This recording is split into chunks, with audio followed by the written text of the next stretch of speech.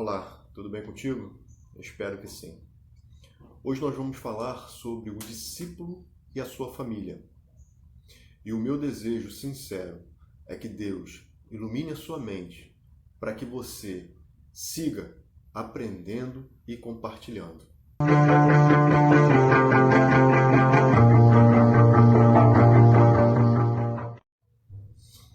Lição 4. O discípulo e sua família. E o objetivo desse estudo é que você, no final desse estudo, você consiga dar um conceito sobre família com as suas próprias palavras. O segundo objetivo é que você identifique os deveres e privilégios de pai, mãe e filhos. O terceiro objetivo é que você decida observar os princípios bíblicos como pai, mãe e filhos. Quarto objetivo é que você pratique no seu lar o perdão no relacionamento diário. Faremos agora uma breve introdução. Primeiro, Deus ele cria o homem, ele cria a mulher, ele olha e ele institui a família, ele cria a família. É Deus que dá o primeiro passo na criação da família. A família nasce no coração de Deus. Então Deus cria o homem, viu que não era bom ele estar só e cria uma pessoa para estar ao seu lado, uma companheira, alguém que pudesse dialogar com ele, pudesse ter os mesmos pensamentos, atitudes semelhantes. Enfim, nasce no coração de Deus a vontade de que o homem não ficasse só, mas que fosse um ser sociável, um ser não individual, mas coletivo, que se casasse, crescesse, multiplicasse. Então, nós fomos criados em primeira mão para ter um relacionamento com Deus, mas Deus viu a necessidade desse homem formar uma família e dessa família gerar filhos para que a sua descendência continuasse. Por exemplo, a gente vê em Gênesis 1, 28, que diz assim, você pode ler toda a parte de Gênesis ali, é muito interessante, o relato da criação, do céu, da terra, dos animais e também do ser humano.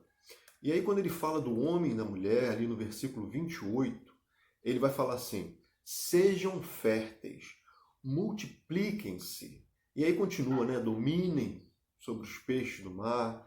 Então ele fala sobre essa questão, tanto o homem quanto a mulher, de forma igual. Deus coloca aqui o homem e a mulher no mesmo patamar. Multipliquem-se, ou seja, façam os dois. Dominem, ou seja, os dois vão dominar. Então a gente percebe que quando Deus cria o homem e a mulher, ele cria para serem iguais. E não para que um seja maior do que o outro, ou não que um pise o outro. E Deus também, ele deseja que que a nossa família abençoe outras famílias. Assim como foi o caso de Abraão. Você vai ver esse relato em Gênesis 12, 3. Ele vai tirar Abraão da terra dele, vai dar uma promessa a Abraão e vai dizer assim, em ti serão benditas todas as famílias da terra. Que coisa boa, né, irmãos? Que coisa, que promessa maravilhosa, aonde Deus promete que todas as famílias seriam abençoadas a partir de Abraão. Nos faz pensar também, a minha e a sua família pode abençoar outras famílias, que outras famílias sejam abençoadas a partir da minha e da sua família. Mas para isso, nós precisamos, como família de Deus, cumprir os mandamentos de Deus. Não dá para viver como família de Deus sem cumprir aquilo que Deus quer para as nossas vidas. Por isso, Deus ele cria a família para ser feliz. E uma família feliz é a família que segue os preceitos de Deus. Então, nós precisamos ter algumas responsabilidades no relacionamento conjugal. São elas: o marido deve liderar espiritualmente a sua família. Isso é um princípio bíblico, né? O marido, como eu falei anteriormente, os dois foram criados de forma igual. Mas você vai ver que pós o pecado, Deus ele dá alguns papéis para o homem e para a mulher. Papéis diferentes, funções diferentes, não quer dizer superioridade, mas sim você precisa exercer um papel diferente. O homem exerce um papel, a mulher exerce outro papel. O marido exerce o papel na família e a mulher exerce o seu papel na família. Entendendo que sem esses dois, se o marido não exercer bem o seu papel e a esposa não exercer bem o seu papel, a família fica pendente. A família não fica completa, a família não é abençoada da forma que Deus deseja. Os filhos não crescerão da maneira que Deus deseja que cresçam. Então, os papéis são importantes. Então, não julgue ter o seu papel maior ou menor do que o outro, mas julgue o seu papel como importante para o crescimento saudável da sua família. Esse é o mais importante, essa deve ser a nossa visão, né? O marido ele deve liderar a família espiritualmente, ou seja, chamar essa responsabilidade de orar por sua família, de ler a Bíblia junto com sua família, de incentivar os seus filhos a estudarem a palavra de Deus. É o marido que precisa pegar essa responsabilidade para ele, para direcionar espiritualmente a sua família. Josué 24:15, Josué, em meio a tantas perguntas que estavam sendo feitas, a tantos questionamentos, né, ele fala o seguinte: olha só, eu tenho a minha posição. Vocês veem quem que vocês querem servir. Vocês querem servir ao Deus dos seus pais? Aí é com vocês. Porém, eu e a minha família, eu e minha casa, serviremos ao Senhor. Ou seja, está aí um gesto de um homem, de um marido, que tomou a responsabilidade espiritual para ele. E não delegou essa responsabilidade a outra pessoa, mas tomou para ele e falou: eu e minha casa serviremos ao Senhor. Né? Então ele toma isso. Algumas coisas interessantes, né, quando a gente fala, o marido é o líder espiritual da casa. E aí algumas irmãs ficam até, algumas ficam chateadas, outras ficam, poxa, mas por que Deus criou dessa forma, né? Uma coisa, irmãos, é que a gente não questiona os atos de Deus. Deus ele sabe o que é melhor para nós. Então, se ele criou, ele sabe o porquê criou. Agora, um breve conceito de liderança, para a gente entender um pouquinho, né? Existem pelo menos 3 tipos de liderança. A autoritária, né, que ela toma as decisões sem consultar ninguém. Ela toma a decisão. A democrática, que discute as alternativas, ou seja, discute e depois toma a decisão. Conversa, pergunta, indaga e depois toma a decisão. E o líder liberal, a liderança liberal, que tem uma conduta até passiva, né? A decisão é delegada a outra pessoa, então ele não se envolve muito, é passivo naquela situação. Bom, eu creio que o líder espiritual, o marido, nesse critério aí, deve ser um líder democrático, onde discute as opções, entendendo que, às vezes, nós não conseguimos enxergar algo que outra pessoa, de uma outra perspectiva, de um outro ângulo de visão, consegue enxergar muito melhor do que nós.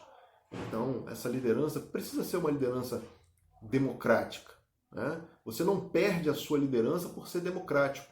Muito pelo contrário. Você ganha mais status, você ganha mais... você se torna um melhor líder visto pelas outras pessoas, sendo um líder democrático. O líder também ele precisa ter uma clara consciência de quem é e qual é a sua missão. Isso é muito importante na questão de liderança, porque se você não sabe para onde você vai, qualquer lugar serve, qualquer caminho que você pega serve. Mas se você é um líder cristão, se você quer liderar a sua família com os preceitos de Deus, você precisa primeiro estudar esses preceitos, conhecer esses preceitos e colocá-los em práticas na sua vida. Porque se assim não for, você vai ser um tipo de liderança, qualquer outro tipo de liderança, menos uma liderança democrática cristã.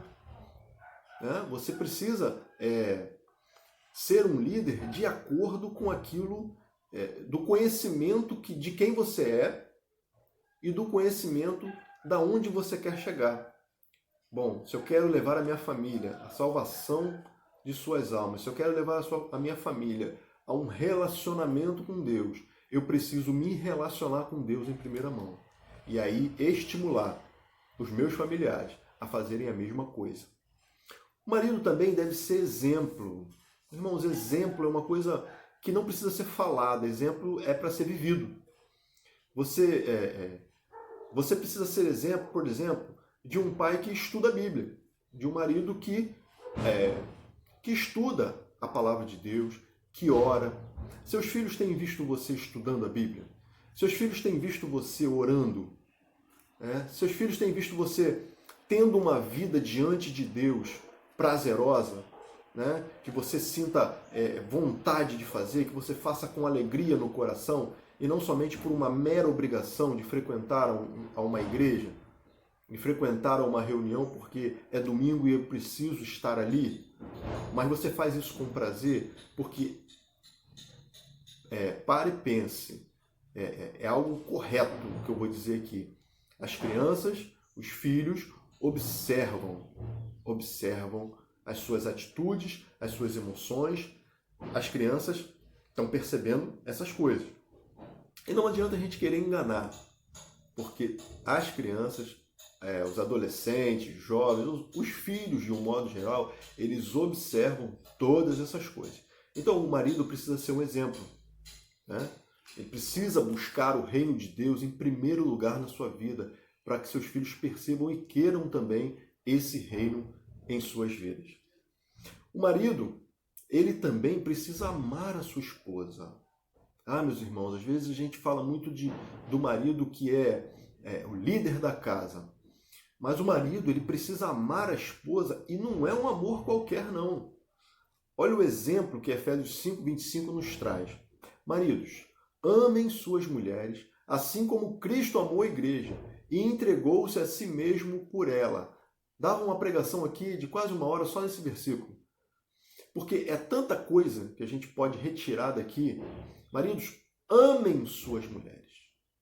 Mas não é um amor de homem e mulher somente.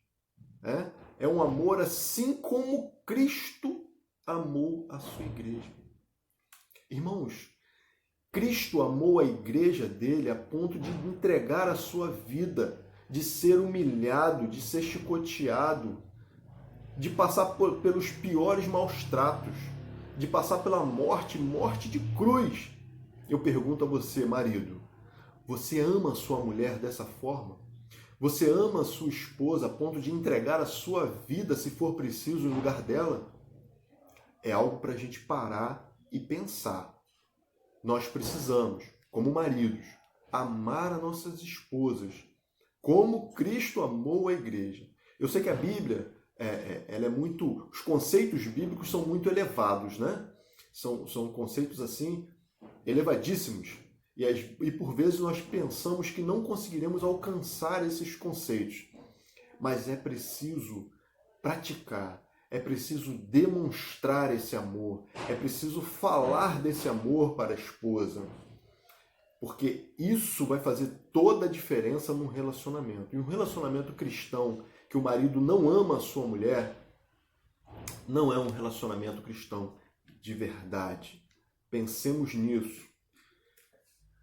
Bom, amar a esposa também como se ama, como você ama a você mesmo. Lá em Efésios 5:28, né, continuando a leitura, os maridos devem amar as suas mulheres como a seus próprios corpos. Quem ama a sua mulher, ama a si mesmo. A Bíblia dá essa ideia, né, de os dois se tornaram uma só carne, um só corpo. Em que sentido? Os dois agora querem a mesma coisa, trabalham em prol de uma mesma finalidade. Trabalha para abençoar a família. Então você precisa amar a sua esposa como você se ama. Porque ninguém vai se maltratar, não é verdade? Só se tiver com algum problema, com alguma dificuldade emocional, psicológica. Mas uma pessoa no seu estado normal, ela se ama. E se ela se ama, você tem que amar o outro como você se ama, né? Principalmente a esposa que está do seu lado, que nas dificuldades, nas lutas, nas alegrias. Então, amar a esposa é fundamental para um relacionamento sadio na família. Bom, agora vamos às responsabilidades das esposas. Esposas, sede submissa aos seus maridos. E aqui a gente esbarra num tema polêmico aí, né, para as esposas, ou muito criticado por algumas mulheres. Olha o verso de Efésios 5, 24, o que é que nos diz? Assim como a igreja está sujeita a Cristo, também as mulheres estejam em tudo sujeitas a seus maridos. Efésios 5, 24. Sujeição, eu olhei a palavra no original, né, para não ter nenhum equívoco, e essa palavra está relacionada ao seguinte: sujeição, estar sob controle, ser obediente, né? Como eu falei, não há disputa de quem é o maior ou menor. A questão sujeição aqui não está em quem é o primeiro e quem é o segundo. Não é questão disso. A questão de sujeição, de obediência, né? Ela deve haver. Por quê? Porque não existem dois líderes numa casa, certo? Apenas um líder existe. Então, essa questão de obediência, sujeição, assim como a igreja está submissa, ou seja, é obediente a Cristo, é obediente naquilo que Cristo manda, mas Cristo, de nenhuma forma, pisou na igreja. Muito pelo contrário, Cristo amou a igreja a ponto de ser humilhado por conta da igreja. Olha só, parece que há aqui uma inversão, né? Aquele que é o líder, que na cabeça de muitas pessoas deveria ser exaltado pelos seus liderados, Jesus nos dá um outro exemplo. O exemplo de Cristo é que o líder se sujeita, o líder é humilhado por conta daqueles liderados. Então o marido, olha que coisa tremenda, irmãos, o marido, ele deve muitas vezes se humilhar para ser humilhado por conta da esposa, né? Se colocar numa questão humilde, né? Diante da conversa que vai ter com a esposa, de aceitar determinadas coisas. Quantas e quantas histórias, né? Quantos e quantos relatos de pessoas que... eu posso falar mesmo de alguns que viam uma situação e aí, quando a esposa falasse, olha, cuidado que isso aí não está muito certo, né? Vê bem o que você vai fazer. Então a esposa, ela não tira a autoridade do marido, a liderança do marido, mas ao mesmo tempo ela aconselha de forma sábia para que o marido perceba algo que vai acontecer que é ruim, uma decisão que ele vai tomar que seja ruim. Então essas são as questões principais. A questão de submissão não é humilhação, irmãos. Muito pelo contrário, há um ditado aí, né, que as pessoas falam aí, né, o marido é o cabeça e a mulher é o pescoço. É a mulher que vira a cabeça para onde ela quer, mas com sabedoria, com obediência. Assim como o marido também precisa ter sabedoria para entender a esposa, para conversar com a sua esposa, para amar a sua esposa. Então, irmãos, são papéis diferentes, mas não há uma questão hierárquica no sentido de eu sou o primeiro, eu sou o segundo, até porque a ideia que a Bíblia nos mostra é de os dois estarem um corpo, é serem um. Como você vai ser um se tem um cabeça? Né? Se tem alguém que comanda todas as coisas, sem indagar ao outro, sem perguntar ao outro, sem ter esse comprometimento com o outro.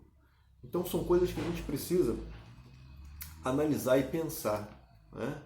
E mesmo na questão da obediência, da submissão, a esposa também está mostrando aos seus filhos, está ensinando, né? Isso vira uma didática para seus filhos. Ela está ensinando aos seus filhos a serem obedientes também, né, ao seu pai, a serem obedientes. Então, tudo tem um porquê, nada é por acaso. Então a gente precisa pensar nessas coisas. A esposa deve ser exemplo também, assim como o marido é exemplo, a esposa da mesma forma, ela precisa ser exemplo dos seus filhos, né? Ensinando os seus filhos, através de gestos, palavras, das suas orações, das suas leituras na Bíblia, assim como o marido, a esposa precisa ser exemplo naquilo que faz, para que os filhos sigam também esse exemplo. É muito importante. Um exemplo de mulher que nós não poderíamos deixar de citar está em Provérbios 31, de 11 a 31. A gente vai pontuar algumas coisas aqui, o texto é muito rico, mas a gente vai pontuar algumas coisas aqui. O versículo 11 diz que a mulher ela tem a confiança do seu marido, né? A esposa, o marido confia nessa esposa. O versículo 12 diz que ela pratica o bem. O versículo 13 diz que ela organiza o seu lar.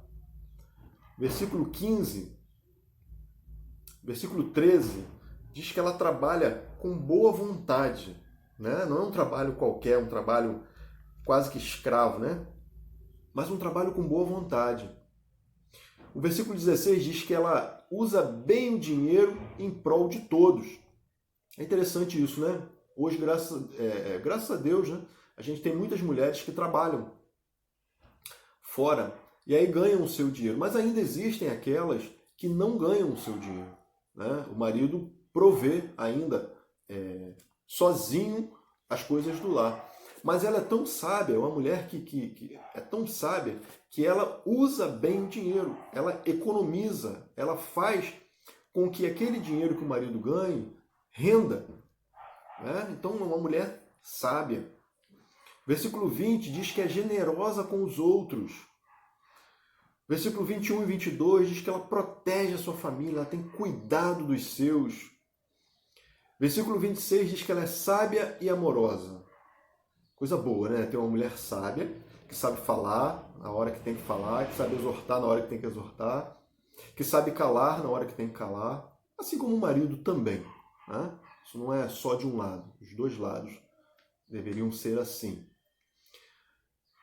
28 a 31, do verso 28 ao 31, diz que ela é reconhecida pelos seus e é elogiada, ou seja, o marido, os filhos, os vizinhos, as pessoas percebem uma mulher virtuosa, uma mulher boa, uma mulher sábia, uma mulher de Deus. E versículo 30, para fechar com chave de ouro, ela é temente a Deus. Coisa boa é ter uma mulher que seja temente ao Senhor. Bom, vamos agora para as responsabilidades de pai e mãe, né? Como pai e mãe. Disciplinar os filhos com amor.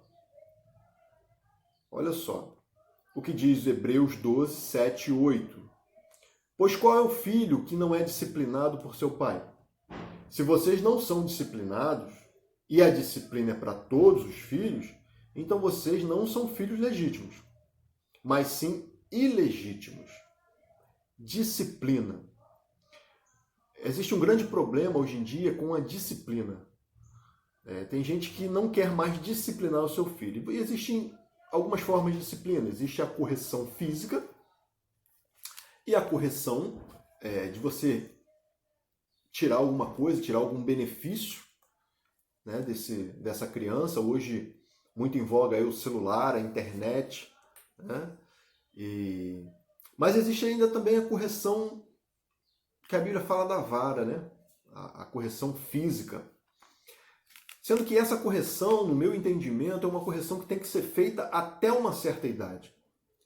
Porque depois de determinada idade, essa correção ela se volta, ela tem um efeito contrário.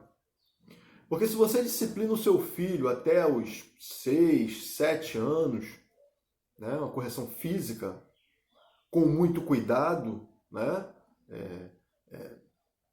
priorizando aí locais que não cause problemas futuros, principalmente cabeça, locais complicados, né? Dá uma palmada na bunda, dá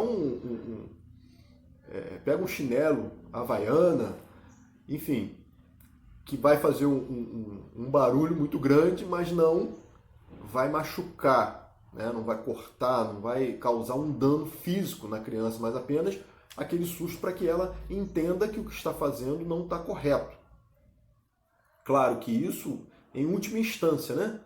Porque primeiro você conversa, primeiro você dialoga, mas se não houver jeito, até uma certa idade, né, no meu ponto de vista, é preciso uma correção sim. Para que depois, né, vamos supor aí que você corrija o seu filho até uns 6 anos de idade, depois você não vai precisar mais, porque ele já vai entender apenas no seu olhar.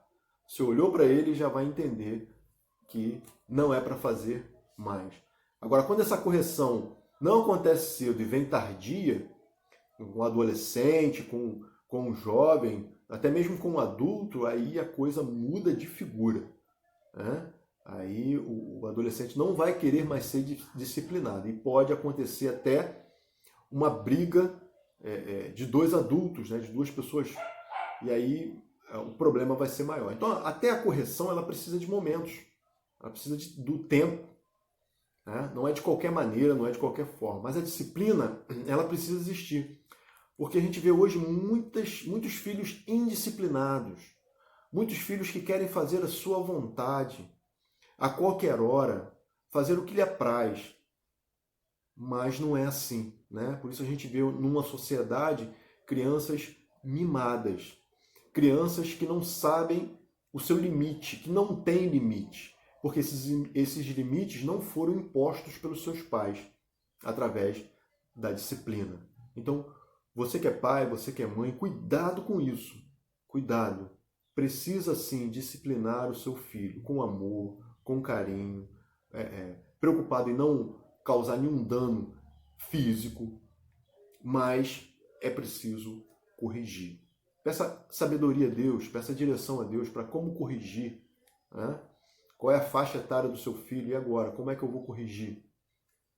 Então tudo isso precisa ser levado em consideração.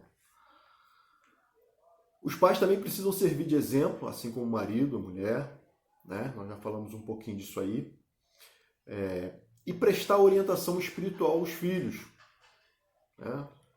Efésios 6,4 diz assim: pais, não irritem seus filhos, antes criem segundo a instrução e o conselho do Senhor. Tem muito pai aí que está irritando seus filhos, né?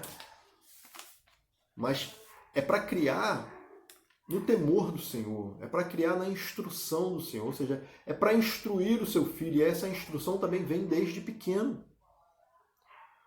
Mas não adianta colocar o filho na frente da Bíblia e dizer agora de castigo você vai ter que ler 10 versículos da Bíblia, 2 capítulos da Bíblia. Não, isso não é correção, isso é irritar o seu filho. Porque ele vai olhar a Bíblia agora como um castigo. E toda vez que ele olhar para a Bíblia, ele vai ter aquilo como um castigo. Então ele não vai querer mais ler. A partir do momento que ele puder não ler mais, que ele tiver essa escolha, ele não lerá. Porque aquilo ali virou um castigo para ele. Irritar também no sentido de punir quando ele está certo. Quando ele fez uma coisa certa e não tem nem oportunidade de se defender do que ele fez. Alguém chegou, contou alguma coisa que foi feita na escola e você não deu nem a oportunidade do seu filho dizer se aquilo ali é uma verdade ou não. Isso tudo causa irritação na criança, né?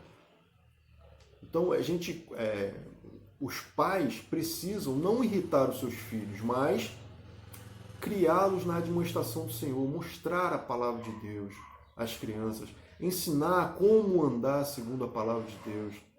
Isso é importantíssimo. Precisamos praticar isso. Se você já pratica, amém, Deus abençoe. Se você ainda não pratica, comece a praticar. Comece a sentar com seu filho, explicar alguns textos bíblicos, mostrar como fazer, qual atitude tomar. E agora, por último, a responsabilidade como filho. Os filhos também têm uma responsabilidade diante dos pais, por exemplo. Obediência, respeito, honra.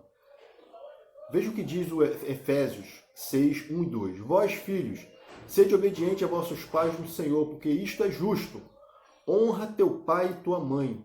Este é o primeiro mandamento com promessa. Os filhos, para você que é filho, seja obediente ao seu pai, seja obediente à sua mãe, porque isso é questão de honra, é questão de obediência. E aí você vai estar agradando ao Senhor. Deus é o nosso Pai maior. E como Ele fica feliz quando nós obedecemos a Ele. Não é verdade? Então a gente pode entender essa relação com o Pai, uma relação que nós temos com Deus. Então, quando nós somos obedientes aos nossos pais, também eles ficam felizes. E Deus também fica feliz com a nossa obediência. Então precisamos ser obedientes. Precisamos honrar aqueles que nos colocaram no mundo, que nos criaram com todo amor, com todo carinho. Né? Se eu estou falando para alguém também que não teve, de repente, uma criação boa, uma criação saudável, mas Deus ele fica feliz ainda assim com o perdão. Quando você perdoa o seu pai, perdoa a sua mãe por atos que eles cometeram, no momento da vida que de repente eles até entenderam que aquilo que estavam fazendo estava correto. Então, o perdão é algo de Deus também. Então, se você não teve uma criação saudável da maneira que você desejou, perdoe seu pai, perdoe sua mãe, porque isso também agrada o coração de Deus. Diante de Deus, os filhos devem viver diante de Deus. Uma responsabilidade como filhos diante de Deus é viver em santidade. Filhinhos, eu vos escrevi porque vocês conhecem o Pai. Jovens, eu lhes escrevi porque vocês são fortes. E em vocês a palavra de Deus permanece. E vocês venceram o maligno. Esse texto é de 1 João 2,14. Olha que coisa interessante, né? Ele fala filhinhos, ele fala jovens. Mas o que eu quero destacar aqui é que em vocês permanece a palavra de Deus. Quando a palavra de Deus permanece em nós, nós vencemos o maligno. Filhos, tenham com vocês a palavra de Deus para que vocês vençam o dia mau, para que vocês vençam o maligno quando ele vier te atacar com pensamentos ruins, com vontades que surgem para que se façam coisas erradas, que pratiquem o mal. Né? Estejam alicerçados na palavra de Deus para que vocês consigam vencer o maligno. Por fim, irmãos, mesmo que algum membro da sua família não seja cristão, e a gente tem muito isso, né? Famílias compostas de cristãos e não cristãos, mas que você, como cristão, tenha uma vida exemplar, uma vida que mostre aos que ainda não aceitaram a Cristo a diferença que Cristo faz na vida de uma pessoa. Que você, como membro dessa família, pai, mãe ou filho, talvez você tenha pais que não são crentes, talvez você tenha os pais, filhos que não são crentes, que você seja exemplo aos seus filhos, filhos que vocês sejam exemplo aos seus pais, naquilo que a palavra de Deus nos ensina.